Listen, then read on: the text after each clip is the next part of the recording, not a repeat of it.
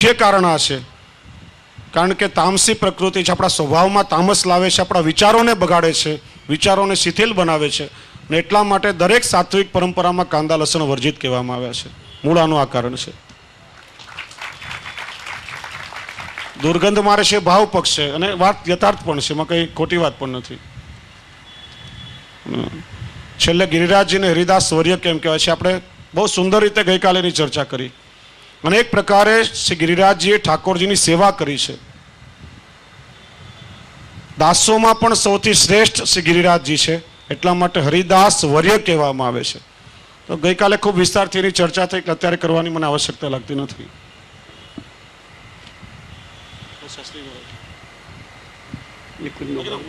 મોટાભાગના જે પ્રશ્ન છે, અસમર્પિત કેમ ન લેવું, પુષ્ટિ માર્ગમાં કાંદા લસણ તો આવી ગયું, પણ વિવેક ધૈર્ય આશ્રયનું શું, આજના યુગમાં પુષ્ટિ માર્ગનું આચરણ, મોટાભાગના 90% પ્રશ્નોના શિક્ષાપત્રમાં 4 દિવસમાં જવાબ મળી જ જશે. કારણ કે 10 વાગ્યા પછી માઇકની પરમિશન નથી, એટલે પણ સમયનો વિચાર પણ કરવો પડશે. પણ 1-2 પ્રશ્ન શાસ્ત્રીજી મહારાજ ત્યાં સુધીમાં લેશે. એક તો આરતીનું શું મહત્વ છે પુષ્ટિ માર્ગમાં? પુષ્ટિ માર્ગમાં આરતીનું મહત્વ શું? આરતી શબ્દ 2 રીતે આપણે ત્યાં 2 અક્ષર અને 3 અક્ષર. આરતી સંસ્કૃત ભાષા છે, અને આરતી 2 સંસ્કૃત છે. આરતી એટલે તાપ, આરતી એટલે તાપ, તાપક ક્લેશ. આરતી 2 અક્ષર હોય. અને આ રતિ 2 શબ્દ છે, આ અને રતિ. આ એટલે આ સમન્તા, ચારે બાજુ આપણી ચિત્તવૃત્તિ એ લૌકિકમાં લાગેલી હોય, સંસારમાં લાગેલી હોય, તેમાંથી નિવૃત્ત કરીને ઠાકુરના ચરણારવિંદમાં ભક્તિ રતિ થાય, તેને આ રતિ કહેવાય. હવે આપણે ત્યાં જે આરતીનો જે પ્રકાર છે, એમાં જો તાપ છે, પ્રકટ કરવામાં આવે છે ને, અગ્નિ છે, તો એ આરતી એટલે ઠાકુરજીના દર્શન કરવાને માટેનો આપણા હૃદયમાં તાપ, ઠાકુરજીના દર્શન કરવા માટે, ઠાકુરજીની સેવા કરવા માટેનો આપણા હૃદયમાં જે તાપ, એ તાપના ફલ રૂપે આપણને ઠાકુરજીની સેવા પ્રાપ્ત થાય, સંયોગ પ્રાપ્ત થાય. ઠાકુરજીનો સંયોગ પ્રાપ્ત કરવા માટેનું સાધન એટલે આરતી, હૃદયનો આંતરતાપ. અને તેના ફળ રૂપે આપણને ઠાકુરજીની સેવા, ઠાકોરજીના દર્શન, સંયોગ પ્રાપ્ત થાય. પણ એ જ્યારે સંયોગ પ્રાપ્ત થાય ત્યારે પેલો જે તાપ, જે સાધન રૂપે જે દર્શન કરવા માટે જે આરતી તાપ આપણા હૃદયમાં થયેલો છે, એ આપણને આડો આવે છે, જે ગયો નથી. અલૌકિક તાપક્લેશ ભગવત દર્શન કરવા માટેનો, સંયોગને માટેનો એ સાધન છે. એ આપણા હૃદયમાં થયો, પરિણામે આપણને સંયોગ પ્રાપ્ત થયો. પણ એ સંયોગ જ્યારે પ્રાપ્ત થયો, તો સંયોગનો ભગવત સ્વરૂપાનંદને આપણે પ્રાપ્ત કરવામાં એનું એ જે સાધન આરતી, જે તાપ છે, તે આપણને આડો આવે છે. તો ઠાકુરજીનો આનંદ પ્રાપ્ત કરવામાં, ભગવદ આનંદ પ્રાપ્ત કરવામાં જે વચ્ચે આવે, તેને માટે એક શાયર કહે છે કે 2 જણાના મિલનની વચ્ચે જે આડો આવતો હોય ને, એને જલાવી દો. 2 યોગ્ય રીતે, અલૌકિક રીતે 2 મિલન, આપણાનો ઠાકુરજીનો જે મિલન સંયોગ થાય છે, એમાં જે વચ્ચે આવે, એને જલાવી દો, એને જલાવી દેવાનું. એ આપણે જ્યારે દર્શન કરીએ છીએ, ત્યારે દર્શન માટેનો બરાબર જરાક વ્યાખ્યાને સમજવાની જરૂર છે. જરાક આ પોઈન્ટને બરાબર જરાક ધ્યાન લઈને આપણે હૃદયમાં લેવાનો છે કે ઠાકુરજીના દર્શનને માટે અથવા ઠાકુરજીની સેવા માટે અમને જે તાપ થવો જોઈએ, અલૌકિક તાપ, કે ભગવત સેવા ક્યારે પ્રાપ્ત થાય, ભગવત દર્શન ક્યારે પ્રાપ્ત થાય, તેને માટેનો આપણા હૃદયની અંદર એ તાપક્લેશ એ આપણને પ્રાપ્ત થયો. જે મૂળ ગદ્ય મંત્રમાં છે કે જે તાપક્લેશ, અલૌકિક તાપક્લેશ અને આનંદનું તિરોધાન થયું છે ગદ્ય મંત્રમાં, મૂળમાં. તો એ અલૌકિક તાપક્લેશ, ઠાકુરજીનો આનંદ પ્રાપ્ત કરવા માટે એ જે અલૌકિક તાપક્લેશનું તિરોધાન થયું છે, એ આપણા હૃદયમાં આનંદની પ્રાપ્તિ કરવા માટે એ અલૌકિક તાપક્લેશ આપણા હૃદયમાં પ્રાપ્ત થાય. અને એ જ્યારે પ્રાપ્ત થાય ત્યારે આપણને એ ભગવદ આનંદની પ્રાપ્તિ થાય. પણ જ્યારે ભગવદ આનંદ સ્વરૂપ જ્યારે સામે પ્રાપ્ત થાય, ત્યારે પેલો જે તાપક્લેશ જે આપણે એને માટે જે પ્રકટ થયો છે, એ હજી આપણા હૃદયમાંથી ગયો નથી. 2 મિલને વાલે કે બીચ में जलने वाले का काम नहीं, शायर આ પ્રમાણે બોલે. 2 મિલને વાલે કે બીચ में जलने वाले का काम नहीं. એ તાપક્લેશ જે અમારી અંદર એ રહેલો જે અમને ભગવત સ્વરૂપાનંદ પ્રાપ્ત કરવા દેતો નથી, દર્શનાનંદ પ્રાપ્ત કરવા દેતો નથી, તો તેને શું કરવું? તો તેને જલાવીને આરતી ઠાકોરજી ઉપર, એને જલાવીને, એને બાળીને, ઠાકોરજીના ઉપર ઓળઘોળ કરીને બાજુમાં કરી નાખવી, જેથી આપણને ઠાકોરજીનો સંયોગાત્મક આનંદ થાય. અને એટલા માટે જ ખાસ આપણે ત્યાં આરતીની આસ્કા લેવામાં આવતી નથી, મર્યાદા માર્ગમાં લેવાય છે. નહીં લેવાનું, ખાલી એક શ્રીનાથજી. એનું કારણ આપણે બતાવ્યું હોય કે આપણે પુષ્ટિજીવો નહીં લઈએ, આપણે નહીં લેવાની. કેવલ જે વિશ્વોદ્ધારક છે, દેવ રૂપે જે રહેલા છે, તો દેવતાઓનું શ્રીનાથજી પુષ્ટિ ને મર્યાદા બંને ભક્તોના ઉદ્ધાર માટે ત્યાં બિરાજે છે. અને જે બાળકોની નિજ નંદાલય છે, કેવલ પોતાના સ્વસેવકો પુષ્ટિ જીવોના ઉદ્ધાર માટે બિરાજે છે. આ મોટા મોટો ભેદ છે.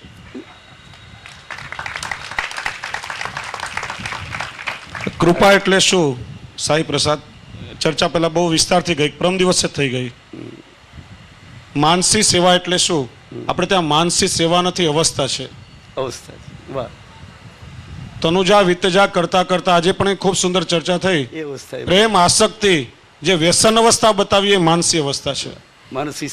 માનસીસા પરમતાને પરાવસ્થા કહેવામાં આવે છે. એ સહજ જીવને પ્રાપ્ત થઈ. માનસી સેવા તમે જેને કહો છો ભાવાત્મક સેવા છે. આપણે બેઠા હોઈએ ને કેવલ ભાવથી આપણે ઠાકોરજીની એ ભાવાત્મક સેવા છે. માનસી અવસ્થા છે, સેવા નથી. એટલે એ સેવાનો પ્રકાર એને કહી શકાય, પણ એ અવસ્થાએ પહોંચ્યા પછી જ્યારે સ્વતઃ જ્યારે જીવને અનુભવ થાય એ માનસી સેવા છે. ફલાવસ્થા પુષ્ટિ માર્ગની છે. કુંભનદાસજીને 7 પુત્રો હોવા છતાં દોઢ જ પુત્ર છે એમ કેમ કહ્યું? એક નાનકડો પ્રસંગ પણ આપણે ત્યાં હરિરાયજીના શિક્ષાપત્રમાં શ્રી ગોવિંદરાયજીના લગ્નનો આપણે ત્યાં ચર્ચાયો હતો કે લગ્નના સમયે શ્રી ગોવિંદરાયજીની આંખમાંથી અશ્રુપાત થતા હતા. શ્રી ગુસાઈજીએ પૂછ્યું, આજે આપના લગ્નનો દિવસ છે અને મુખ પર ગ્લાની કેમ? કહ્યું કે કાકાજી આપ આજ્ઞા કરો છો કે લગ્ન આદિ જેટલા પણ લૌકિક કાર્યો જો પ્રભુની પ્રસન્નતા માટે હોય તો જે યોગ્ય છે, મારી ઠાકોરજીની સેવા છૂટશે. ઉત્થાપનનો સમય થયો છે. એવી રીતે અહીંયા લૌકિક સંસાર પણ ભગવત પ્રીત્યર્થ છે.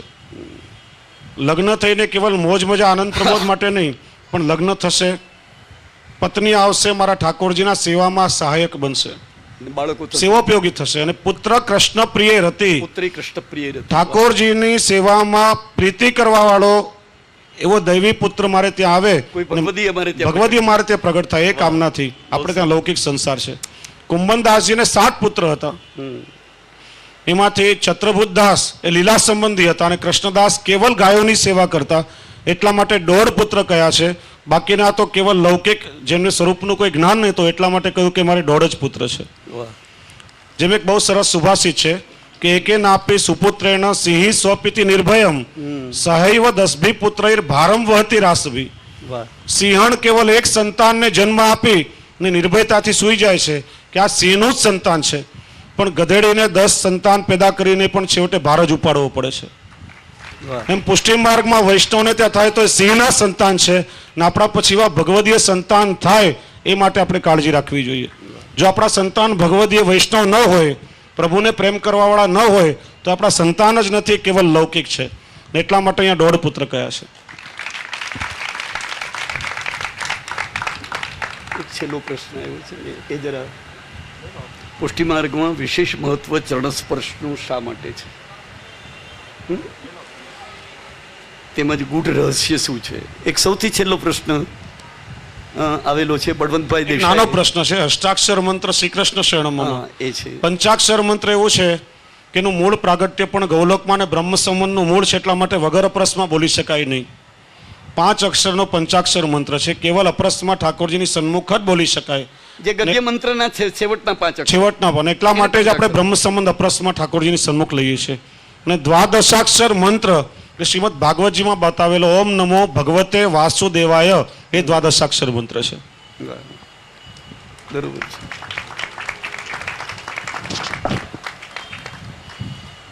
સૌથી છેલ્લો પ્રશ્ન છે દેસાઈભાઈનો, બળવંતભાઈ દેસાઈનો. પુષ્ટિ માર્ગમાં વિશેષ મહત્વ ચરણ સ્પર્શનું શા માટે છે, તેમજ ગૂઢ રહસ્ય શું છે, માર્ગદર્શન કરશો. આપણે પુષ્ટિજીવો એટલે બ્રહ્મ સંબંધ આપણે લઈએ ત્યારે આપણે બોલીએ છીએ દાસોહમ, હું દાસ છું. અને દાસનું સ્થાન દાસનું ઘર એટલે ચરણારવિંદ છે, અમારું મૂળ ઘર એટલે ચરણારવિંદ છે, દાસ્ય ભક્તિ એટલે ચરણારવિંદ સંબંધિત છે. તો આપણું મૂળ સ્થાન આપણે શરણે ગયા ત્યારે તુલસી પત્ર પણ, તુલસી દલ આપણા હાથમાં જે આપ્યું તેનું સમર્પણ મુખારવિંદમાં નથી થતું પણ ચરણારવિંદમાં થાય છે. અને એ જે તુલસી દલનું જે સમર્પણ થાય છે તે આપણું મૂળ સ્વરૂપ નિત્યલીલા ધામમાંથી વિખૂટા પડીને આપણે અહીં ભૂતલમાં આવ્યા છે. અને આ આપણા સાંસારિક પેલામાં આવેલા છે, પણ આપણું મૂળ સ્વરૂપ એ નિત્યલીલા ધામમાં, જેને આપણે રસાત્મક સ્વરૂપ કહીએ, ઠાકોરજીની સાથે વિલાસ વિહાર કરનારું મૂળ સ્વરૂપ જે રહેલું છે, જે દલ છે, દલ એમાં તુલસીનું પાન નહીં, એક પાન નહીં, પરંતુ 2 પાનનું દલ આવે. દલ એટલે 2, જે નિત્યલીલા ધામની અંદર આપણું મૂળ સ્વરૂપ, અને તેના દ્વારા આપણે 2 પ્રકારનો ઠાકોરજીનો 2 પ્રકારે આનંદ પ્રાપ્ત કરીએ છીએ, સંયોગાત્મક અને વિપ્રયોગાત્મક. 2 પ્રકારનો આપણે આનંદ પ્રાપ્ત કરીએ છીએ. તો 2 પ્રકારનો આનંદ પ્રાપ્ત કરનારું આપણું મૂળ સ્વરૂપ, એટલે તેનું અહીંયા પ્રકટ સ્વરૂપ એટલે તુલસી દલ છે. એ આપણું મૂળ રસાત્મક સ્વરૂપ છે. એ દલ અને તેનું આપણે સમર્પણ ક્યાં કરવાનો, આનંદની પ્રાપ્તિ કરવા માટે આપણે આગળ બતાવ્યું કે ચરણારવિંદની ભક્તિથી પહેલાં ચરણ સ્પર્શ કરી, ચરણારવિંદની ભક્તિથી પછી મુખારવિંદનો અધરામૃતની પ્રાપ્તિ થાય. પહેલાં જ્યાં સુધી ચરણારવિંદની ભક્તિ પ્રાપ્ત ન થાય ત્યાં સુધી અધરામૃતનો અધિકાર નથી. અધિકાર ત્યારે જ પ્રાપ્ત થાય કે જ્યારે ચરણારવિંદની ભક્તિ આપણે જ્યારે કરીએ ત્યારે જ. એટલા માટે અમારે ત્યાં ચરણસ્પર્શનું પ્રાધાન્ય એ છે કે ચરણસ્પર્શ જ્યારે કરીએ ત્યારે અમને અધરામૃતની સિદ્ધિ પામે રહે, તેમાં સંશયનો નહીં નામે રહે. જે આપણા સર્વોત્તમ કે કૃષ્ણાધરામૃત પ્રાપ્તિ સિદ્ધિ અત્ર ન સંશય, પરંતુ એ પ્રાપ્તિ ક્યારે થાય કે જ્યારે ચરણારવિંદની ભક્તિ કરીએ, ચરણસ્પર્શ જ્યારે કરીએ. એક બહુ સુંદર વાત બતાવું, આખું ભગવત રસાત્મક છે. મધુરાષ્ટકમાં બધા રસરૂપ બતાવેલા છે, મધુરાધિપતે અખિલમ મધુરમ. તો આપના પ્રત્યેક અંગનો રસાનંદ એ અહીં ઉપરથી શરૂ કરીએ એક અંગનો, તો એ રસ છે, પ્રવાહ છે. એ પ્રવાહ થતે એ પ્રવાહીથી નીચે જાય. પ્રવાહનો સ્વભાવ છે કે નીચે જ જાય છે, અધોગતિ હોય. તે બધો શેરનો પ્રવાહ, રસાત્મક આનંદ એ પ્રવાહ રૂપે ચરણારવિંદમાં ભેગો થાય છે. અને ચરણસ્પર્શ જ્યારે કરીએ ત્યારે સંપૂર્ણ શ્રીઅંગનો જે રસ ત્યાં એકઠો થયેલો છે તે ચરણસ્પર્શ દ્વારા આપણે આપણા જીવનમાં પ્રાપ્ત કરી છે. એટલા માટે હવે ત્યાં ચરણસ્પર્શ એનો અત્યાગ્રહ છે, પૂર્ણાગ્રહ છે. ચરણસ્પર્શ કરવાથી આખા સ્વરૂપનો રસ એ આપણને એક સાથે પ્રાપ્ત થાય. અલગ અલગ અંગોનો સ્પર્શ કરવાની કોઈ જરૂર નથી. આમ તો 10 વાગે માઇક બંધ કરવાનો છે, પણ છેલ્લા 2 પ્રશ્નને ટૂંકમાં સમજાવજો. એ તો ઘણા સમયથી એક પ્રશ્ન કે અજાણતા ઊંટ પર સવારી થયો તો બ્રહ્મસંબંધ લેવું પડે કે નહીં. હવે આ વસ્તુ થોડી સમજવા જેવી છે કે ઊંટ એ રાક્ષસી પ્રાણી છે. દેવાસુર સંગ્રામ જ્યારે થયો સમુદ્ર મંથન વખતે, ત્યારે ઊંટો બધા, રાક્ષસો બધા ઊંટ પર બેસીને આવ્યા હતા, એટલે ઊંટ અશુદ્ધ પ્રાણી કહેવાય છે. ધર્મશાસ્ત્રમાં કહ્યું છે કે ઊંટ પર તમે સવારી કરો તો દીક્ષા ખંડિત થાય, યજ્ઞોપવિત પર બ્રાહ્મણને પાછી લેવી પડે, એવું મારા ખ્યાલથી વિધાન છે. પણ રાજસ્થાનમાં કે રણ પ્રદેશમાં ગયા હોય અને ત્યાં સવારી કરવી પડે તો એના માટે એક ઓલ્ટરનેટ બતાવ્યો છે. તો એ પછી ત્યાં છોવાતું નથી. પણ પ્રાચીન બાળકો સાથે મેં ચર્ચા કરેલી છે, તો એમણે પણ એ કહ્યું કે બ્રહ્મ સંબંધ એટલું ગૌણ નથી કે જેને ઊંટ છોડાવી શકે. બ્રહ્મ સંબંધ એ સમર્પણની દીક્ષા છે, અને ઠાકોરજીએ જ્યારે આપણો હાથ ગ્રહણ કર્યો હોય તો ઊંટની શું તાકાત છે કે એને છોડાવી શકે. છતાં પણ દીક્ષાનો પ્રકાર લઈએ અને મનમાં જો કોઈ લૌકિક સંશય રહેતો હોય તો એક કામ કરવું જોઈએ કે આપણા ગુરુદેવ કે જેમની પાસેથી બ્રહ્મ સંબંધ પ્રાપ્ત છે એમને વિનંતી કરી નિવેદનનું સ્મરણ આપણે કરી શકીએ. બાકી મારી દ્રષ્ટિએ બ્રહ્મ સંબંધ તો ક્યારે પણ છોવાતું જ નથી. આપણું શું મંતવ્ય? કારણ કે એટલું કંઈ ગૌણ નથી બ્રહ્મ સંબંધ કે ઊંટ જેને ભળાવી શકે.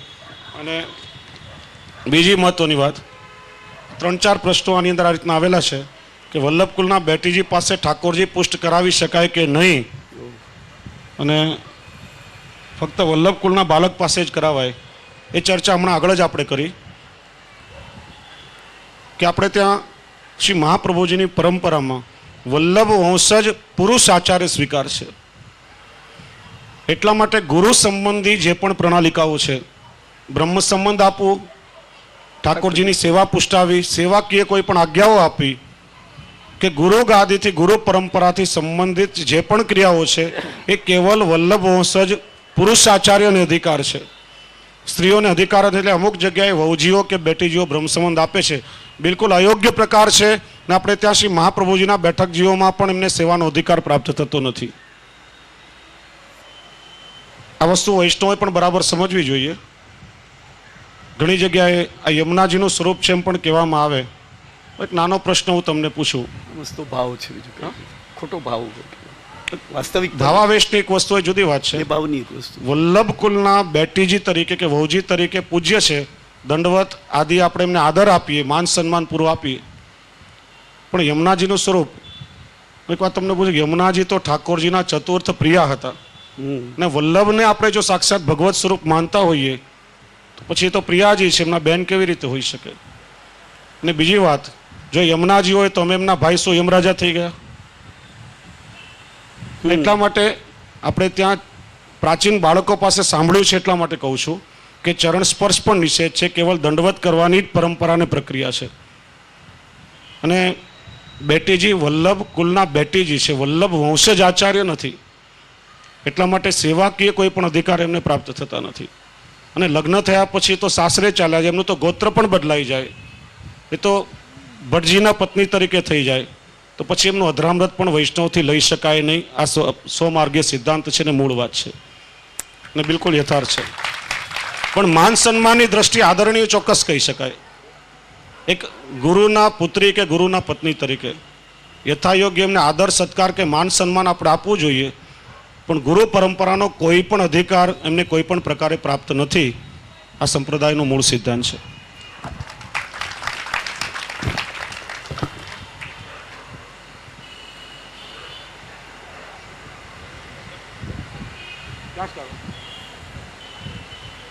માઇકની પરમિશન નથી, પ્રશ્નો વિષય છે, બહુ મોટો પ્રશ્ન. ક્યારે નથી ગવાતા ખંડિતાના પદ બાબત છે કે ખંડિતાના પદ વિશે જણાવશો. આ પદ ક્યારે નથી ગવાતા તેની સ્પષ્ટતા કરશો. ખંડિતાના પદો, સૌથી પહેલાં ખંડિતા એટલે શું?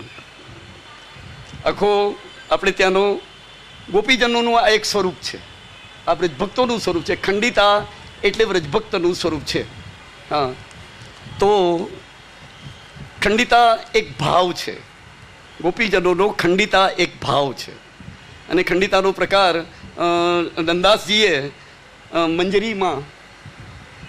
મંજરીમાં એક એક પ્રકારના જે વ્રજભક્તોના જે પ્રકારો જે બતાવેલા છે, અન્યપૂર્વા, અનન્યપૂર્વા, સ્વકીયા, પરકીયા, એની અંદર ખંડિતાનો પ્રકાર આખો ત્યાં આખો આપણે કીધું ને કે રસાત્મક એટલે લીલાત્મક પ્રકાર છે. હવે ખંડિતાનો પ્રકાર આપણે સમજી લઈએ કે દરરોજ સંધ્યાઆરતી સમયે, સાંજે સંધ્યાઆરતી સમયે ઠાકોરજી જ્યારે પધારે છે, ભાગવતજીમાં પણ છે અને આપણે ત્યાંનો સેવાનો પ્રકાર છે, ત્યારે સંધ્યાઆરતી વખતે આપ પધારે ત્યારે ઠાકોરજીના આખા દિવસનો દર્શન ન થાય અને વિરહ થયો હોય ત્યારે સંધ્યાઆરતી સમયે આપ જ્યારે પધારે ત્યારે વ્રજભક્તો બધા ત્યારે દર્શન કરે છે. સંધ્યાઆરતીના દર્શનનો પ્રકાર છે કે સંધ્યાઆરતીમાં ઠાકોરજી શું લીલા કરે છે. અનેક એવા ગોચારણ કરી ગાયો ગોપવાલોને લઈને પધારે ત્યારે આજુબાજુ ગોપીજનો દર્શન કરવાને માટે ઊભા હોય છે સંધ્યાઆરતીનું.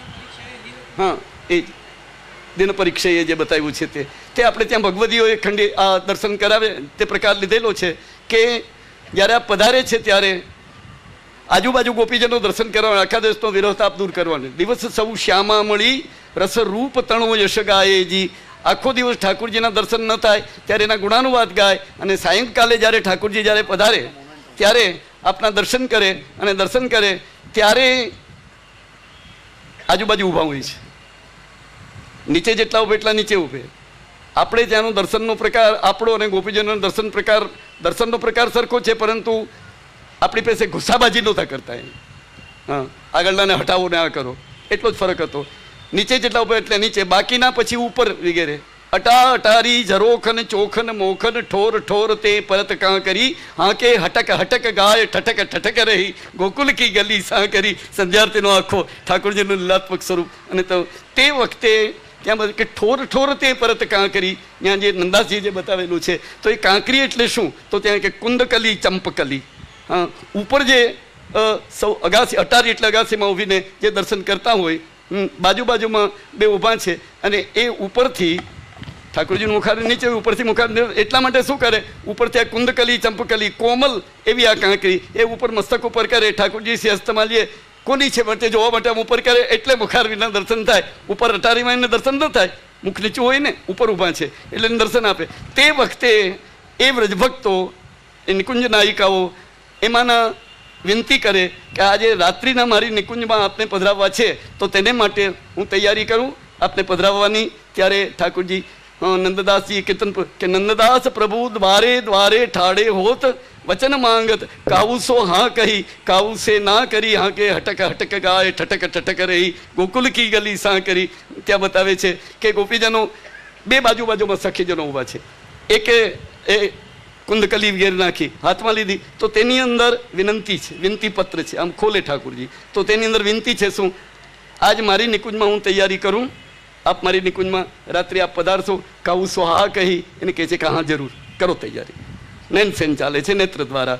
અને ત્યાર બાજુના જ પાછા છે. બહુ સુંદર આ અનુભવ શ્રી દીક્ષિતજી મહારાજે પ્રાચીન વાત બતાવું છું અને આપે એ ભાવ જે પ્રકટ કરેલો હતો ત્યારે જે કૃપા થઈ છે અમારા ઉપર, ત્યારે આપે બતાવ્યું કે કાવુસો હા કહી કાવુસો ના કરી, મને એકને હા પાડી બીજાને ના પાડી ના. ઠાકોરજી કોઈ ના પાડતા જ નથી તો ભાવ ખંડિત થઈ જાય, ભક્તનું હૃદય તૂટી જાય. તો અહીંયા બહુ સુંદર કે અહીંયા નંદાજી કહે છે શું છે, કાવુસે ના કરી એટલે આ ગોપીજનને કહ્યું, એણે વિનંતી કરી કે આપ મારી નિકુંજમાં પધારો. આપે કહ્યું કે હા હું પધારું છું. બાજુવાળા ગોપીજન એ વિનંતી કઈ રીતે કરે છે, જો વિનંતી કરવાની રીત છે એ કહે છે કે એની બાજુમાં મારી નિકુંજ છે તો એમની નિકુંજમાં પધારતો તો મારી નિકુંજમાં નહીં પધારો. હવે હા કે તો પ્રશ્ન નકારમાં છે. હે જો હા કે તો એલ્જેબ્રાની રીતે plus plus minus is equal to minus. હા વત્તા ના બરાબર ના. પણ એને વિનંતી નકારમાં કે મારી નિકુંજમાં નહીં પધારવું છે માટે ના બે વાર 2 minus is equal to plus. That is the algebra. બે ના બરાબર એકા એને કહે છે પધારવું છે માટે ના ચોક્કસ તમારી નિકુંજમાં પધારશું. એવી રીતે તૈયારી કરવાનું કીધું અને એ તૈયારી કરી.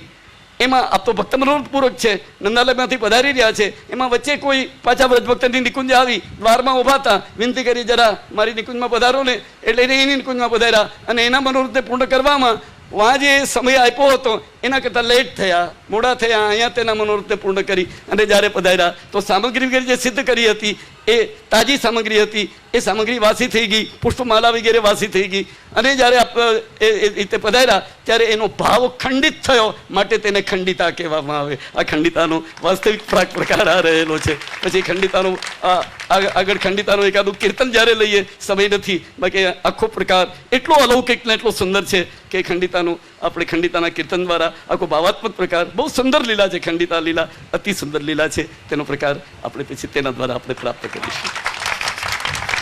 સુંદર. આજે પ્રશ્નોત્તરીનો અહીંયા વિરામ કરવામાં આવે છે અને મોટાભાગના જે બધા પ્રશ્નો છે ને શિક્ષાપત્રમાં હું સાથે સાથે વણી લઈશ. આજે અત્યારેનો વિરામ. અને શ્રી જયવલ્લભ શાસ્ત્રીજી એ પુષ્ટિ માર્ગમાં એક ખૂબ વિદ્વાન મર્મજ્ઞ અને ઠાકોરજીએ જેમને કૃપા કરીને ભાવનું દાન કર્યું છે અને એમની પાસે ભાવ પક્ષ એટલે ક્યારેક વિસ્તારથી સાંભળવા જેવો છે. જેમણે ચર્ચા કરી શ્રી હરિરાયજીનું પદ છે જેમાં 56 ઉત્સવનું નિરૂપણ છે, રહ્યો મોય શ્રી વલ્લભગ્રહ ભાવે. ક્યારેક મારી પણ એવી ઈચ્છા છે કે વિસ્તારથી ખાલી આ એક કીર્તન ઉપર શાસ્ત્રીજી મહારાજનો 7 દિવસનો આપણે કાર્યક્રમ રાખશું તો જેમાં એક એક ઉત્સવ પુષ્ટિ માર્ગમાં કેવી રીતે થાય, વલ્લભ દર ઉત્સવમાં ઠાકોરજીને કેવી રીતે લાડ લડાવે છે, દરેક ઉત્સવનો ભાવ શું છે એ વિસ્તારથી આપણે સમજીએ તો બહુ આનંદ આવશે. એમના દ્વારા ખૂબ ખૂબ સુંદર છણાવટ આજે થઈ અને ખૂબ આનંદ આપણને પ્રાપ્ત થયો. આવતીકાલે આપણે સત્રમાં મળશું. પણ આ સુંદર પુષ્ટિ શિક્ષામૃત મહોત્સવે શાસ્ત્રીજી મહારાજનું સ્મૃતિચિહ્ન આપી અને હું સન્માન કરીશ અને મનોરથી પરિવાર એમને શાસ્ત્રીજી મહારાજને ધોતી પણ અર્પણ કરશે.